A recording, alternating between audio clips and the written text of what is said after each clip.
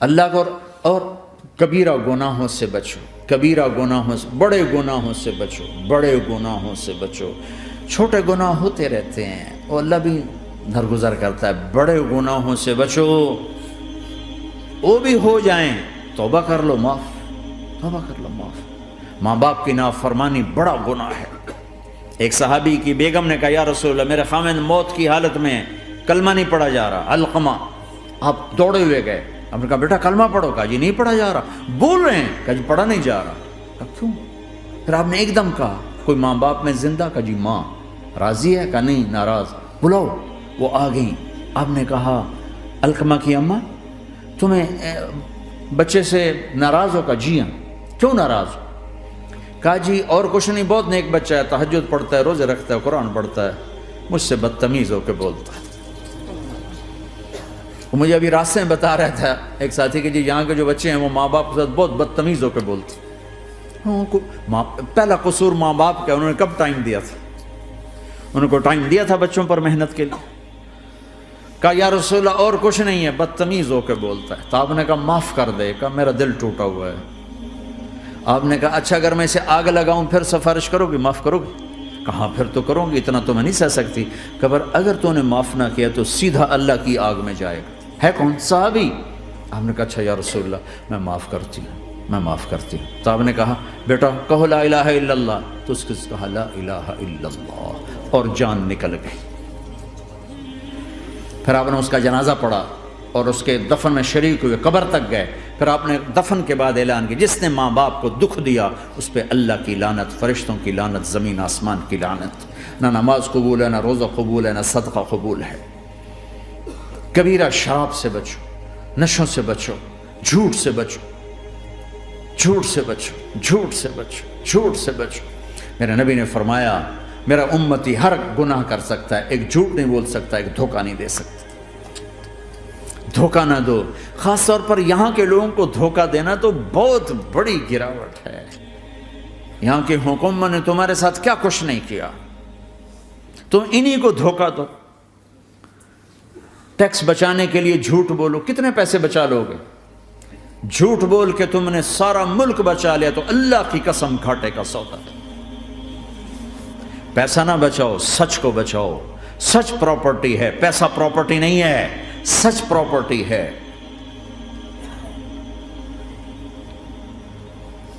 ہمارے ملکوں میں تو لوگ ٹیکس نہیں دیتے کہ حکومتیں کچھ لگاتی ہیں کچھ کھا جاتی ہیں، یہاں تو سارا تم پہ لگاتے ہیں۔ کیوں جھوٹ بولتے ہو؟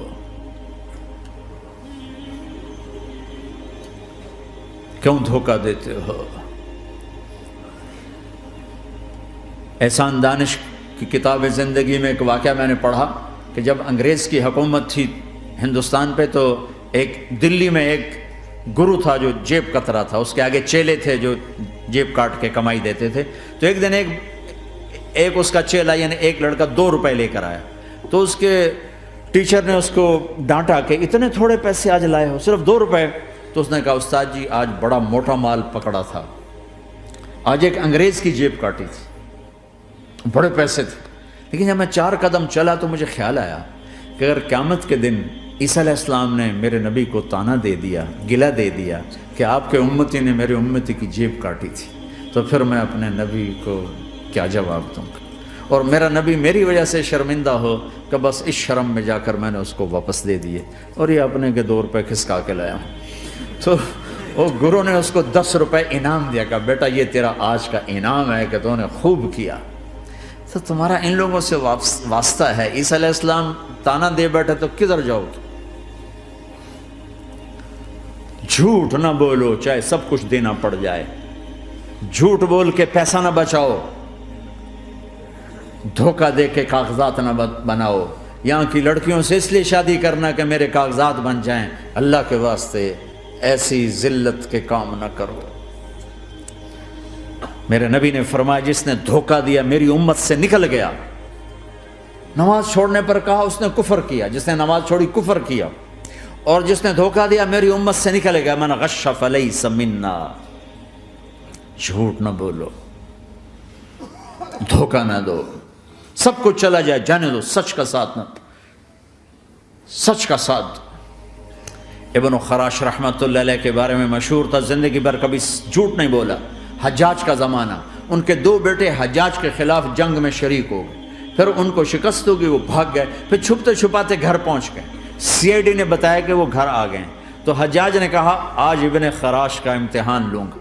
ان کو بلا لیا، کہنے لگا ابن خراش، وہ تیرے 2 بیٹے ہمارے خلاف جنگ میں شریک ہوئے تھے، وہ پہ بھاگ گئے تھے، ان کی کوئی خبر ہے کہاں ہے؟ تو انہوں نے مسکرا کر فرمایا کہ حجاج، زندگی موت تو اللہ کے ہاتھ میں، گھر آ چکے ہیں، گھر میں ہیں، ابھی یہیں چھوڑ کے آیا ہوں۔ تو حجاج نے کہا تیرے سچ پر تیرے بیٹے تجھے ہدیہ کرتا ہوں، اگر تو جھوٹ بولتا تیرا سر بھی اڑا دیتا، تیرے بچوں کا سر بھی اڑا دیتا، تیرے سچ پہ تجھے تیرے بیٹے تحفہ دیتا۔ مسلمان جھوٹ نہیں بولتا۔ چند پاؤنڈ کی خاطر تم کاغذات میں ہیرا پھیری کرو، ڈرو اس دن سے جس دن اللہ کے سامنے کھڑا ہونا ہے۔ یہاں کے پیپر بنانے کے لیے یہاں کی لڑکیوں کو دھوکہ دو، ڈرو اس دن سے جس دن اللہ کے سامنے کھڑے ہونا ہوگا۔ عیسیٰ علیہ السلام کا تانا اگر گلا آ گیا نبی کو تو کدھر جاؤ گے؟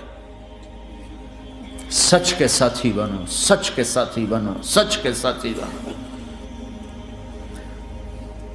ٹیکس دینا پڑے دو، دینو، تم پہ خرچ ہوتا ہے۔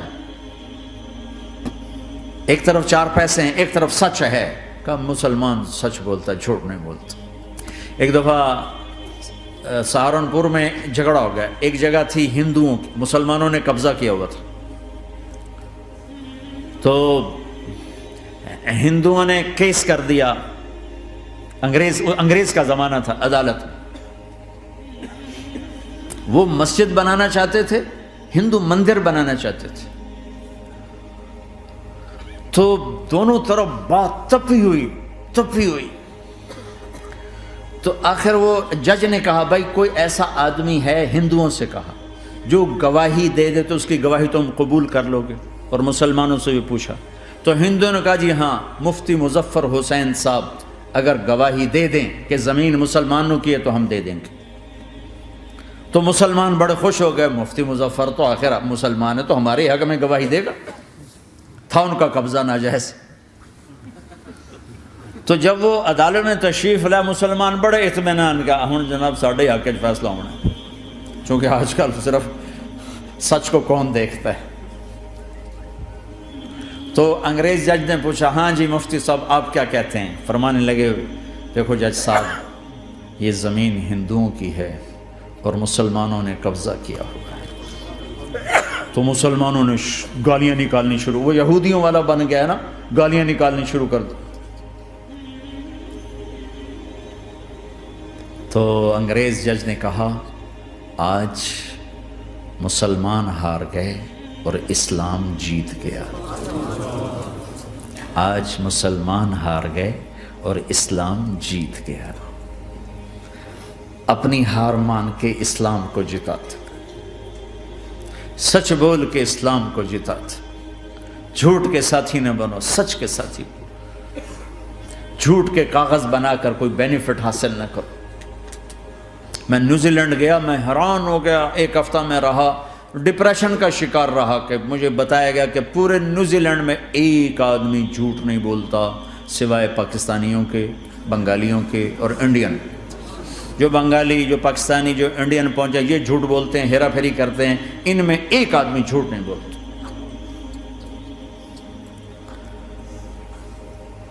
سچ تو ایک عالمی صفت ہے، جو اللہ کو نہیں مانتا وہ بھی کہتا ہے سچ بہت اعلیٰ چیز۔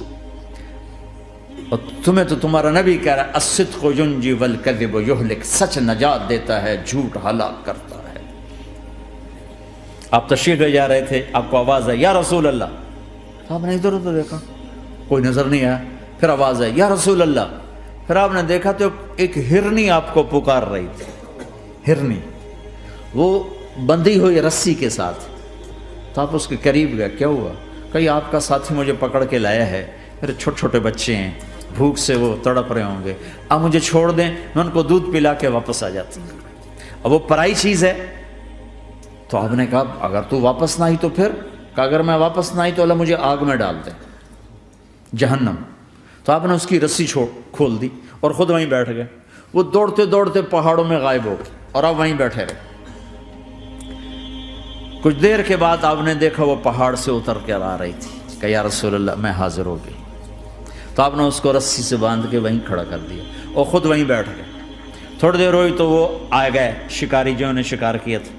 تو آپ نے کہا, ان کا نام کوئی نہیں موجود, تو آپ نے کہا میرے بھائی میری ایک درخواست ہے, آپ پوری کریں گے؟ کہ یا رسول اللہ کیوں نہیں؟ کہ یہ ہرنی مجھے ہدیہ کر دو. کہ یا رسول اللہ سب کچھ آپ کا ہے. کہ بس مجھے ہرنی چاہیے. کہ اب لے لیں. تو آپ نے اس کی رسی کھولی. کہ جا بیٹی اپنے بچوں کے پاس موج کر. سچ نجات دیتا ہے, جھوٹ ہلاک کرتا ہے.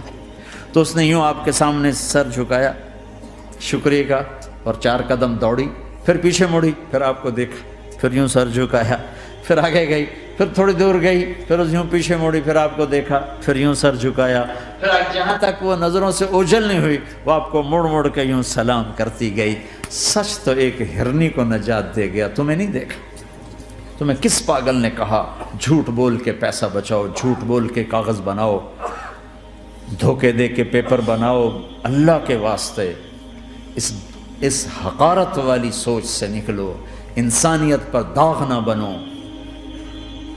ان کے قدردان بنو جنہوں نے تمہیں پاسپورٹ دیے, جنہوں نے تمہیں تعلیم کے مواقع دیے, تمہیں ہر شے میسر کی, اور آخری ممکن حد تک تمہیں ظلم سے بچانے کی کوشش کی.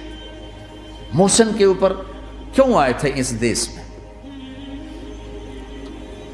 آئے ہو تو پھر دھوکے سے بچو. جھوٹ, مسلمان کہیں بھی ہو دھوکے سے بچتا ہے.